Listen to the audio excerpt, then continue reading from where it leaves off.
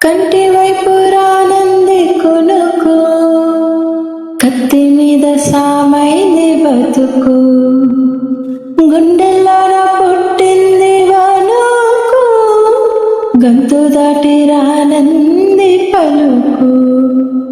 ఓరి దేవుడు, ఇంత కోపమా నా పైన నీకు, చెప్పాలంటే ఎంత సులభమా శక్తి నువ్వు నాకు. ఇక ఒక్క పూటైనా నేనోర్చుకోగలనా, ఏదేమైనా ఏదో ఒకటి చెప్పేస్తా తనకు. ఎంత చిత్రం కదా, ఒక చూపుకే